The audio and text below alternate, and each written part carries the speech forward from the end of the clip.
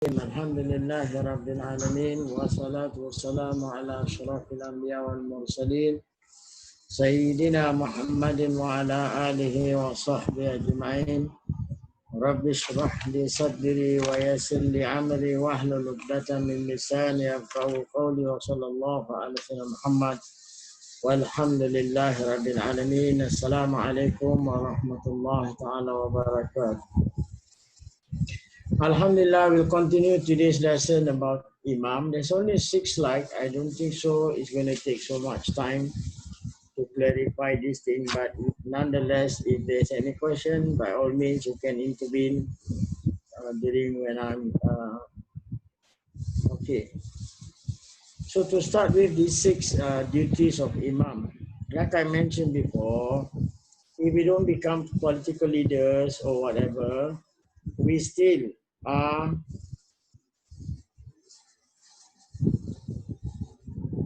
we are what? We still are known as leaders of our own family lah, right? So that is also Imam, and based on the hadith of the Prophet sallallahu alaihi wasallam, that is already enough if you want to consider as being a leader too. You can't run away from being a leader.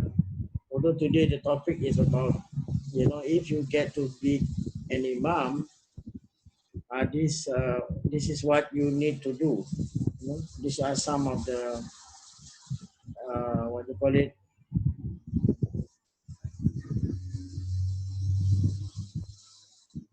The guideline given, that one of the reason of us being an Imam, he should not lead people who dislike him. Then the prayer becomes makruh. Okay, the prayer will become makruh. He should not lead people who dislike him if they differ majority count, meaning like once you have a group of congregants, right, about to start the prayer, then if there is a one group say, I don't like this Imam, or the other group also say, there is this dislike, then it's best not to be the Imam. And this is based, the minority are religious and benevolent, their opinion is regarded. So from a hadith of Abu Umama radiallahu anhu narrated that the Prophet ﷺ said, there are 3 whose salah would not rise up beyond their years. Meaning the reward. The reward won't be overwhelming or rather handsome. The runaway slave until he returned. These are the people where the salat will not rise up. First is the slave, the runaway slave. Second, a woman who spend a night while her husband is angry with her. And last, a people Imam whom they dislike. And this hadith is Hasan from the book of Jami' at-Tirmizi, number 360. Ustaz, can ask? Yes, please. The regarding this Imam dislike one, if the people they do not express their dislikeness, the Imam also don't know. Yeah, but it's makruh. Still makruh also lah. Yes, because this is referring to the individual. Of course, it's not referring to that the Imam making an announcement, or perhaps the congregant that come and said, "Hey, I don't like your face." No, it's not like that. Then there will be that is known as confrontation, and then obviously there will be a problem, isn't it? So it's based on the Imam and the congregant themselves, right? If they know you dislike that Imam, then it's best that if you're the Ma'mum, then you should know which Imam, there are such things happen, isn't it? This is why we have to study, so we know, right? Yeah, Otherwise, if you keep on praying with the Imam that you dislike, then your prayer will not rise up. Only referring to the person who dislike lah. Yes. Like I say, I dislike him, so my prayer become makruh. Like you don't like me, okay lah kan, I don't come something like that. So Okay. I mean, because Ma'mum is known as, they are given the liberty of making their choices, lah, which is true enough, because in today's context, it's almost difficult, lah, right? Because it's most mosques, they already have a fixed imam.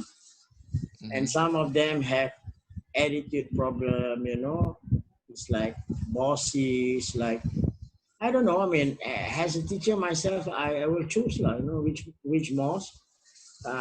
But the moment I sense that I don't quite agree to the imam, then I shouldn't be the makmumah.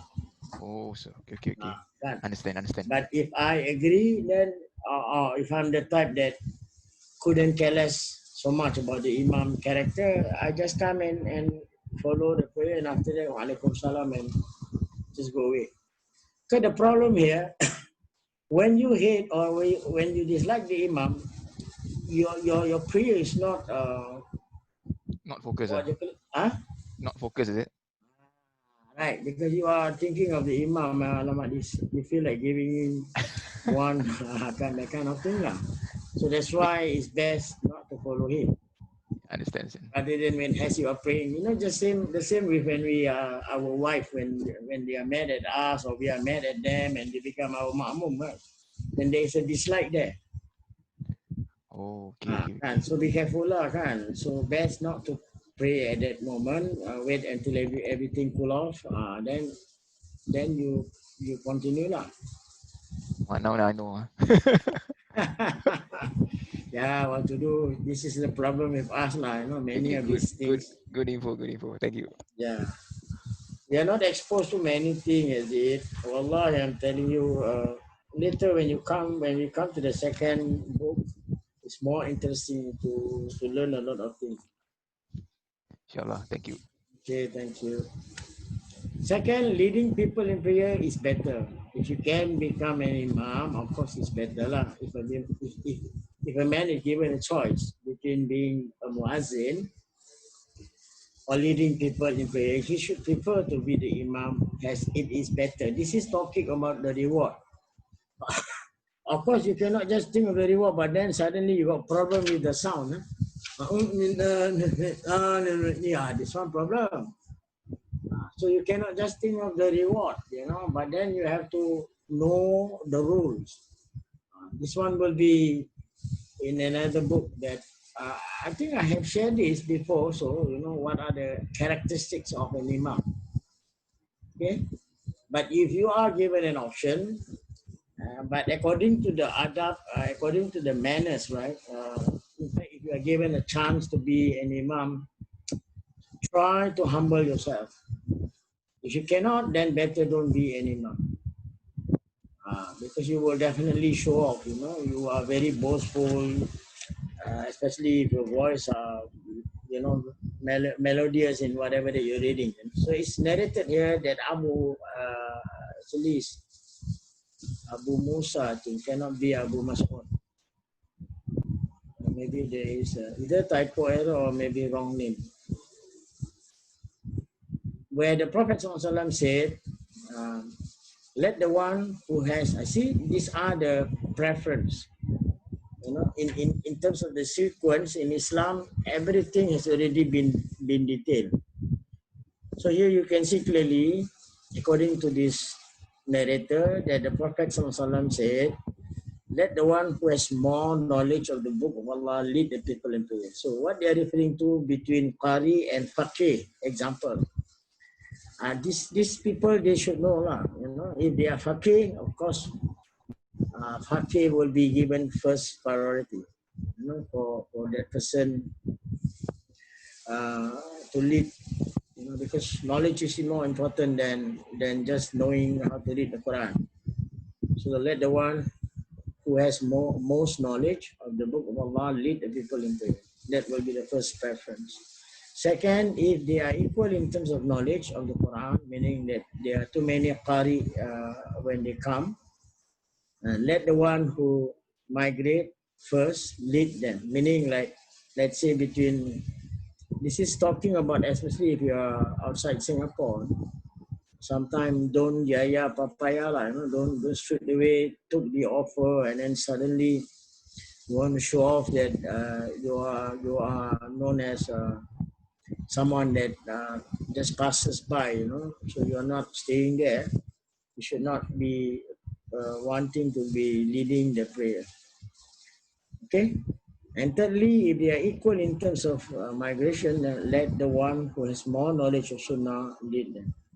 So all this you need to measure. It's not just agreeing without knowing. Okay, meaning like you need to know each other lah, between me and you. That's why sometimes you saw I also try and let my student to lead the prayer. This is, of course, in my case, that is just to train them.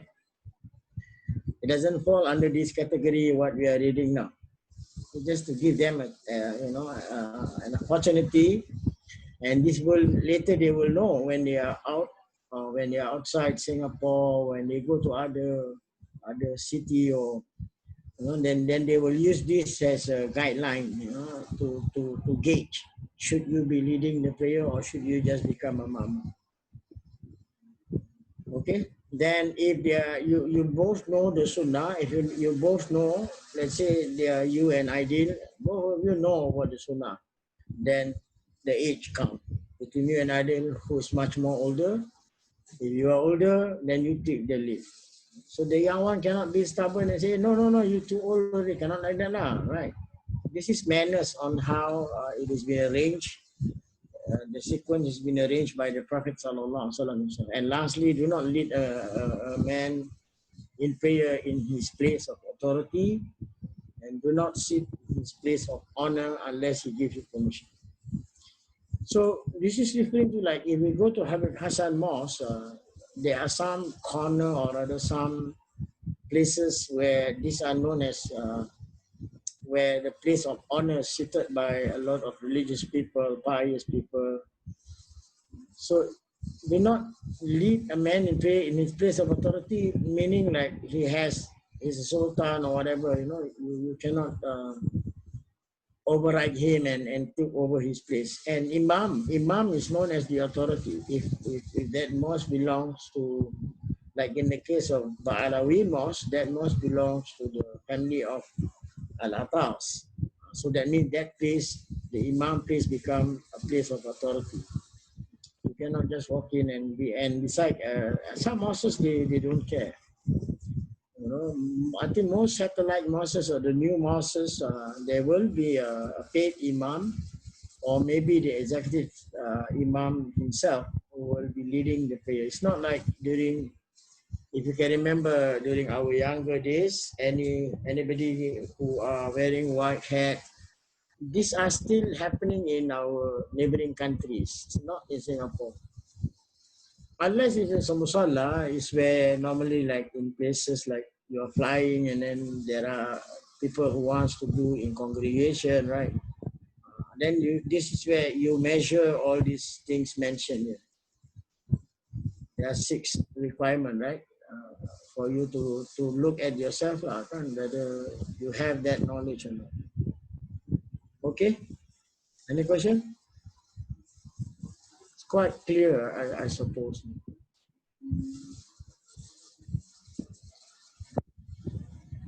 Of course, leading is better. Leading people in prayer is better because of the reward. Some, on the other hand, say that the call to prayer is better, as the Prophet ﷺ said, the Imam is a guarantor. Al-Imam dhamimun. This is the hadith lah. Al-Imam dhamimun. Imam is a guarantor and the Muazzin is a trustee. So most of these things are, I don't know whether they use this in modern times, because sometimes even in mosques, they based on papers. Whether you have that papers, then you can become the imam or the muazzin. Although they do ask you to go for training, but then still you need to know. I was told even as someone that does the washing of the date, also, nowadays is required to undergo certain specific training. I don't know, like I said, I don't know. I have no idea whether it is being practiced here or not. I'm not too sure. Right, but nonetheless, here the Prophet is telling us. So you can imagine you are the guarantor if you become the Imam. Scary, isn't it? Uh, Meaning, like any mistake that is done, and um, it's under your supervision. You are to. That's why later you will see the slide that you are asked to turn to the left and turn to the right to ensure that you are leading and everyone is on the straight row and this and that. So this is what the Imam's job or the Muazzin. Either the Imam does or the Muazzin does it. And it was also narrated by Abu Ali al-Hamdani that he went out in a ship in which Uqba bin Amir al-Duhaini was present. The time for prayer came and we told him to lead us in prayer and said to him, "You are the most deserving of that. You were the companion of the Prophet sallallahu alaihi wasallam," but he refused and said, "I heard the Prophet sallallahu alaihi wasallam say, whoever leads the people and gets it right, you lead it, you lead the prayer rightly, then the prayer will be for him and for them. But if he falls short, then that will be counted against him, but not against them." See the danger of being an imam? You will have to be responsible, not the people following you. That's why sometimes in some country, if the imam make the mistake, especially during Friday, he fart. He start farting, right? And of course, this is where I don't think so. It happened in our country. They won't make a confession or doing a second time prayer because of that he falls short. Because he is answerable to the congregant. The congregant won't be counted as against. So this is the reason why, as I mentioned earlier, if you are being an offer to be an imam, you better take the role of just being a muazzin rather than the imam. So here it is the author's view that the truth is that the imam has greater merit. That is Imam Ghazali's view. If you become the imam, yes, you has a greater merit since the requirement of an imam is to be the best selected among us. Any question? So that's why it's good to just be an imam of our own immediate family lah. We train ourselves first like that, and slowly once you have the opportunity, and like I said, nowadays no way that you will be summoned to be the imam unless again you are very very learned, pious, knowledgeable, maybe. Otherwise, no, because all mosques, even Hyderabad has his have the imam, paid imam to be imaming the prayer. Okay, these are the things that they study, because they are imam who make mistake, they are imam who lead the prayer at the same time also queue up for toto. I mean, that's why it's very difficult to set the rules here, even if you are paper based. People don't go around to check sometimes, because it's almost impossible to be eyeing on the imam's back, isn't it? But during the early days, the halakha system is different. Before even they call you Ustad, before even they call you Sheikh, they make sure that they have really thoroughly behind your back, meaning like you can put it as spy on you. I don't know, but let me ask you, do you think that is important or not into this context? Assalamu alaikum. I like to hear your views.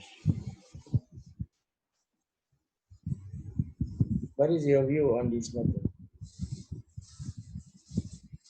Is it important to just, let's say you know me, right? You start spying or eyeing on every move that I make, example, based on the what you know. Of course, you have to know something. It's not that just eyeing on someone and then without knowledge you go and say something about that individual, then you are considered as creating a fitna there. You have to have knowledge, you have to know at least, like in the study of the hadith. That's why some of this I started earlier for you all, so that in case if I'm gone, at least you treasure the knowledge that I have shared. In the study of, in the book of Musa Hadith, they create for the hadith to be accepted, right? That's why, although now here you can see the word sahih is being used, but before they even say it sahih, they go into the thorough check on the person that is narrating the hadith, or even the person that said the hadith. Mostly the one that said the hadith is like the companion here, like you can see the name Abu Ali al-Hamdani, and then you have Uqbah bin Amir al-Duhani, and so on and so forth.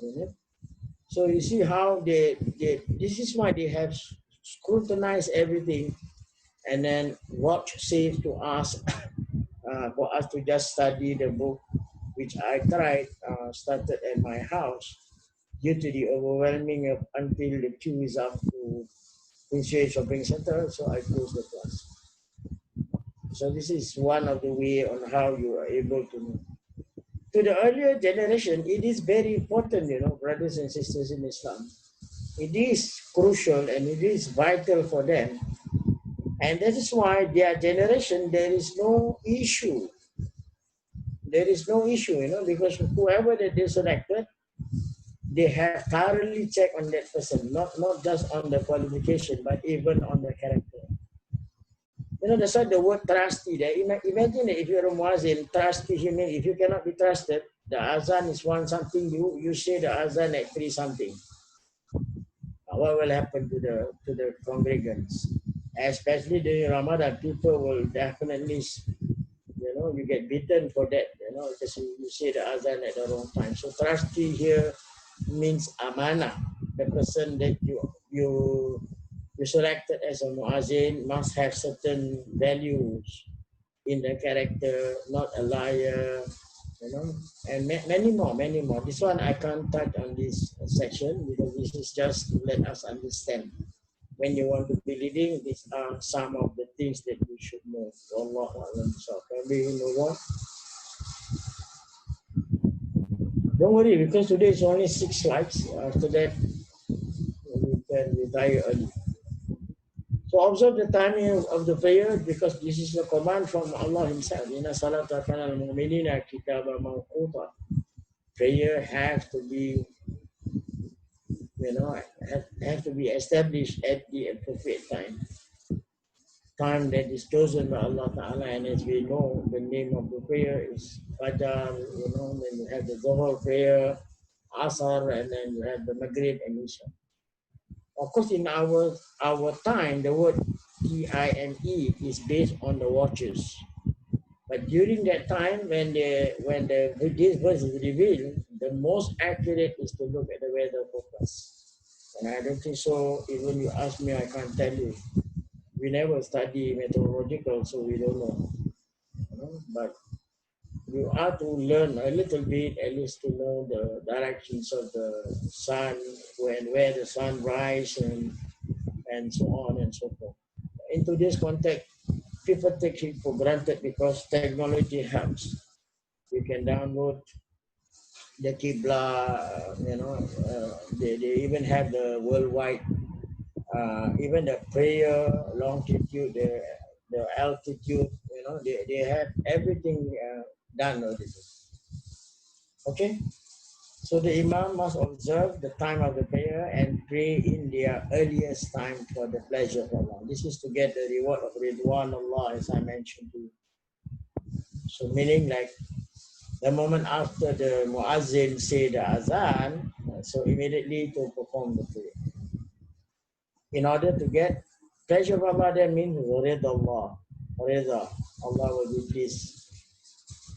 And it is not good to delay the prayer in expectation for greater number of congregants in Shafi'i school.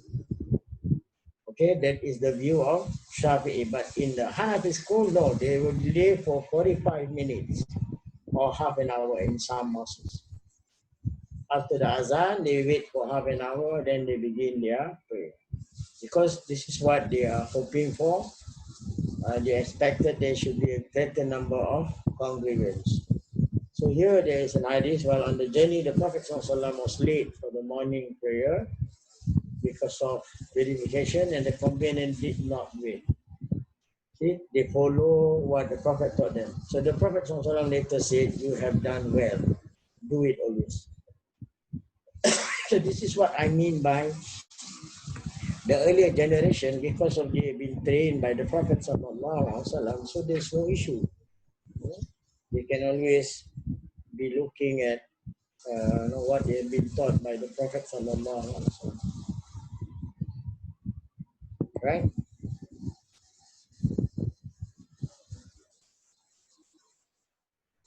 Then the fourth is, if you become an imam, you have to be sincere. You have to be sincere.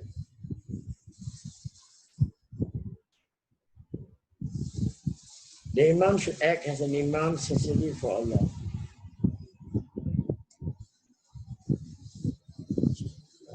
Fulfilling his trust with respect to his purification and condition of his prayer. Like in today's context, like I said just now, it's almost impossible for you to be spying on the imam, isn't it? Because most of mosques now, they have the imam room, and only imam and the muazzin and some of the committee members have access to the room. So there's no way that you can check whether the imam sincerely have done things for Allah, fulfilling his trust with respect to his purification. You can't check all this, because most of them, they have taken the wudu first. But today, because of COVID, you can see they ask you to take wudu first before you come to the mosque. Okay, so the moment you go to the toilet or you go and take the wudu inside the mosque, then they know that means you are not fulfilling your trust with respect to your purification and the conditioner. So here, the purification, what they meant here is referring to ghusl. Okay, the hadas akbar, you have to be pure from the major cleansing, right? That's what they mean, respect to his purification and the condition of his prayer. As for sincerity, it means that he does not accept any remuneration for his prayer. Almost impossible for today's context.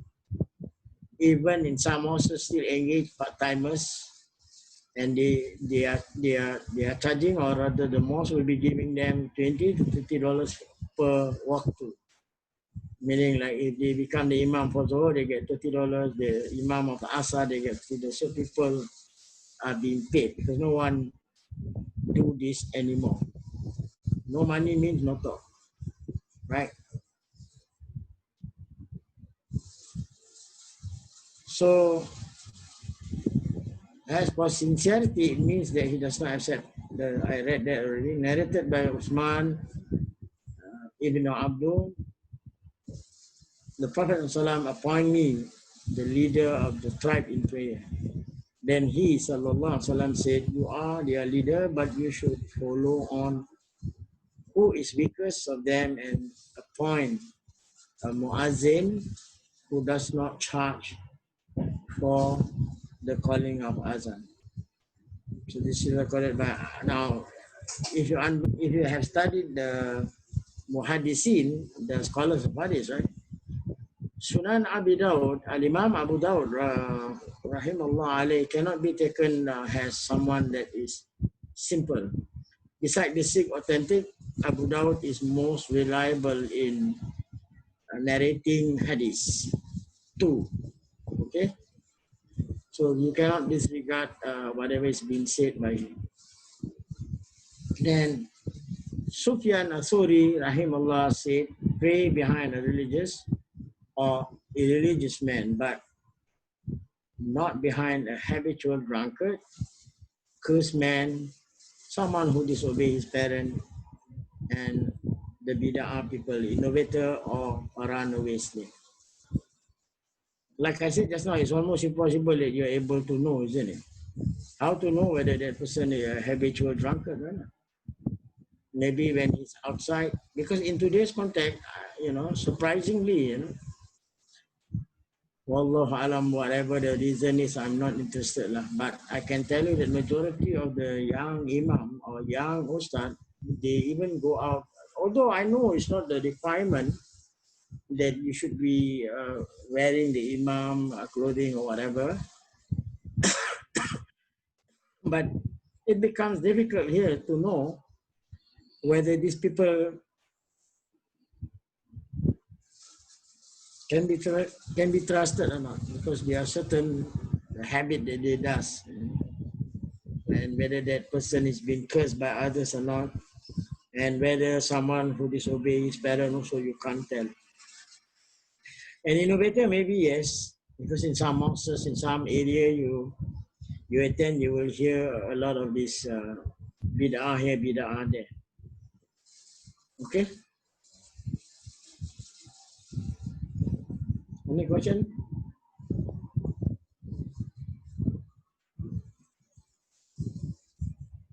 No question. Eh? Second last line.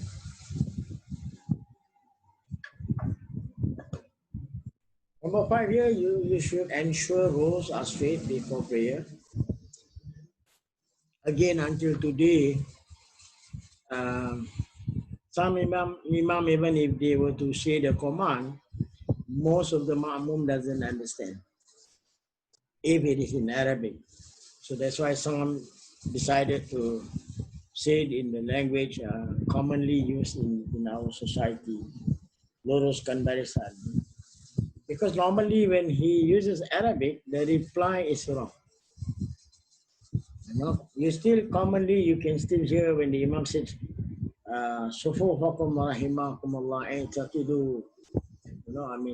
Let's straighten your rows and Sufufakum rahimah. May Allah Ta'ala, when may we be blessed with Allah Ta'ala. Sufufakum rahimakumullah. So the answer normally what they hear is La ilaha illallah. Actually the command is not asking you to say the kalimatul tawheed. And this is the problem with the society. People don't even bother to ask, what should be the reply when the imam say, Istaw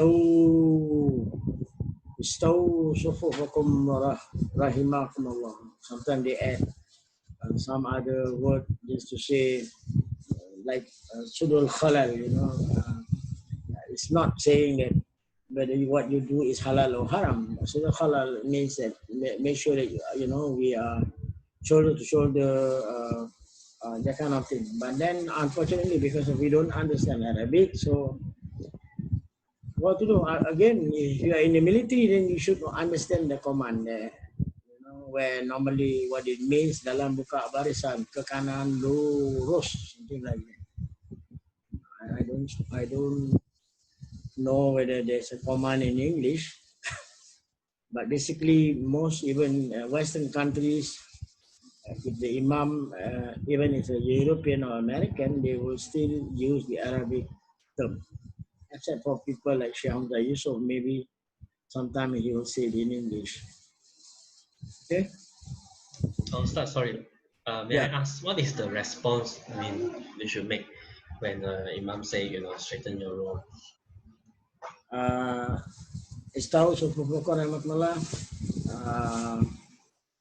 The answer should be, suddenly I forgot that.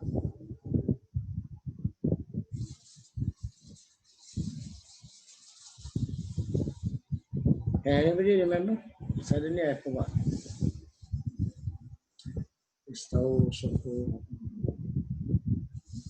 Lillahi ta'in, that's what I remember the end of the word. Istawayna lillahi ta'in. That means that we obey with lillahi ta'in with all due respect. Istawayna lillahi ta'in. Later, maybe if I have the time, I will write it down. Thank you, Ustaz. Clear, clear. Okay. So the Imam should not say Allah Akbar until he has to make sure. That's why sometimes some mosques, especially the Hanafis, they are very particular about these things. They keep on looking right, left to ensure all the rows are straightened. And then only they will say the takbir, Allah. So here the Prophet ﷺ said a muazzin should wait between the call to prayer and the call to commence. Ikama means to commence prayer as long as it takes someone to finish eating or relieve himself. You see, it gives us time. If you have time to eat, you eat, or you want to relieve yourself, do so. But this is the best time, according to another hadith, where your dua will be answered.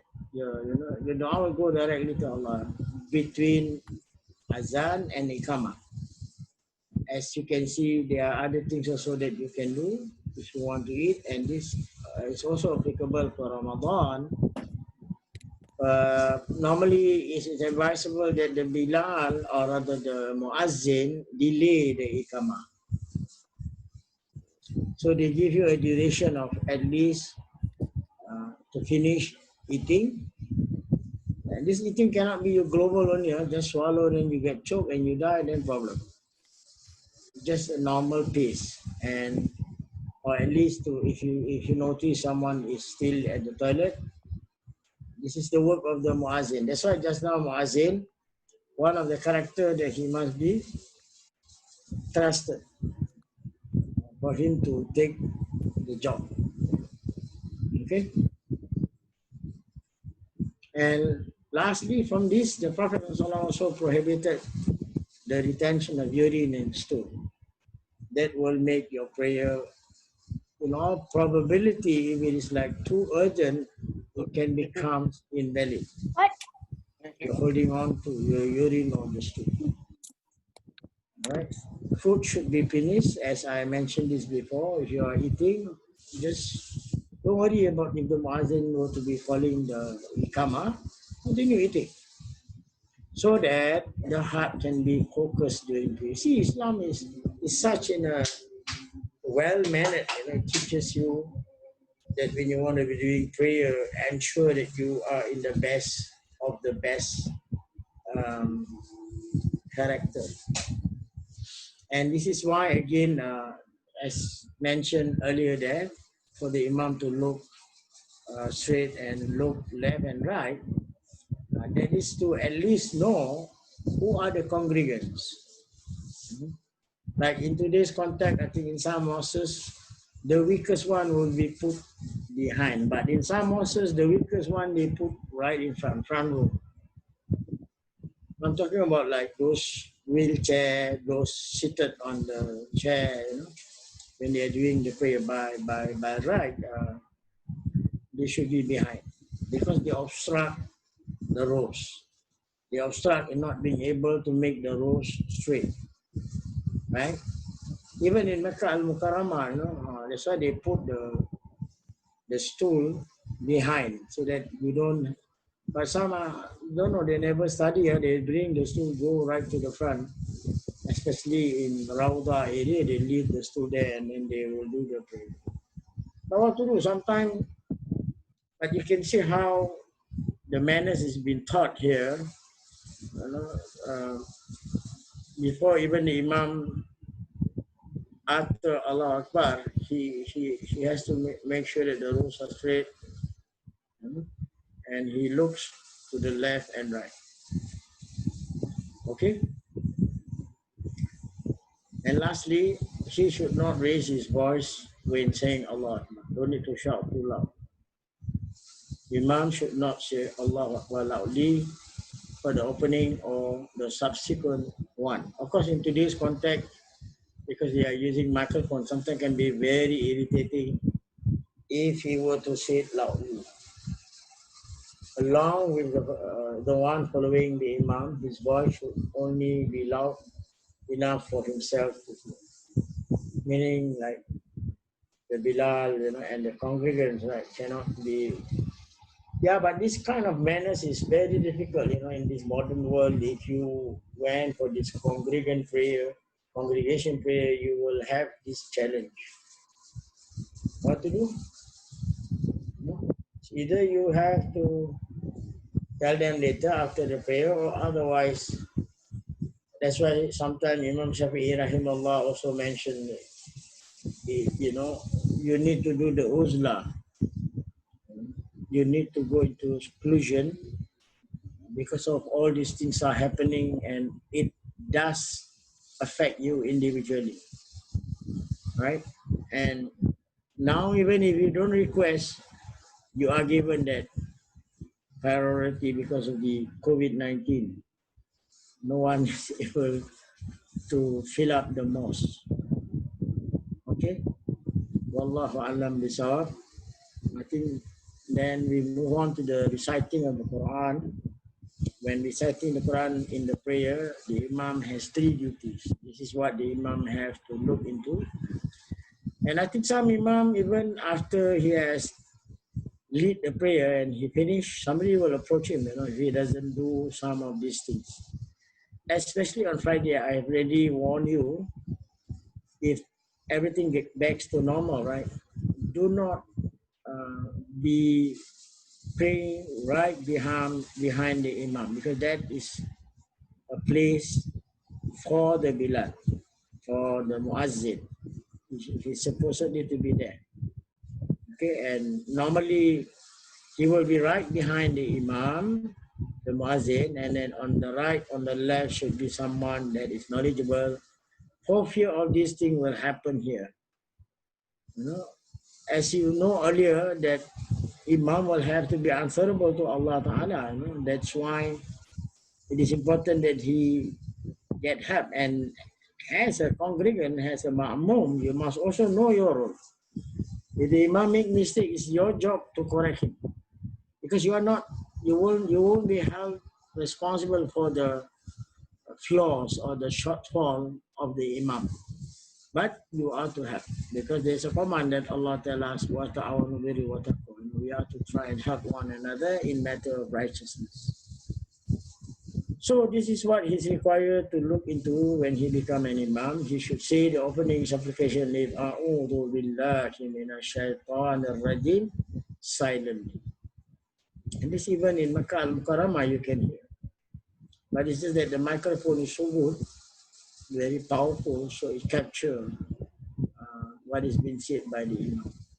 But in some mosques here, sometimes also you will never hear the Imam say, "A'udzubillahi minasyaitanir rajim, Bismillahirrahmanirrahim." No. It's not allowed. So he is to recite the Tawa'uz. In Arabic is known as Tawa'uz. That is A'udzubillahi minasyaitanir rajim, silently. Don't need to say it loudly. Second, he should again recite Surah Al-Fatiha and other surah loudly in the first two rak'at. Again, this is in the Shafi'i school. As you know, for the Fajr prayer, both the rak'at you read loudly. Then for Maghrib, only the first two, Isha, the first two. The rest of the prayer is recommended to say silently. And last but not least, when he say Amin loudly, the follower should recite also loudly. And that's what you normally even hear in Makkah al-Mukarramah. The Imam will quickly say Amin. But Singapore, again, every time when you go into a congregation prayer, the Amin is being said wrongly. The A should be prolonged, but instead of the the A should be shortened, but the Min should be long, but then it becomes Amin. See, wrong. So you have to look at the spelling of Amin in Arabic for you to know the difference. Okay.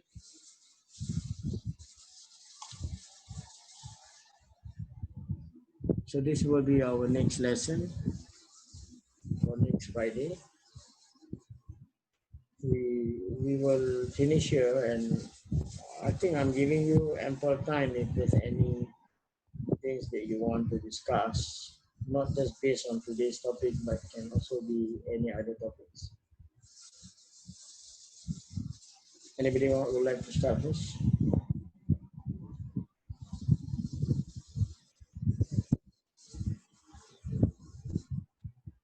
Don't be shy.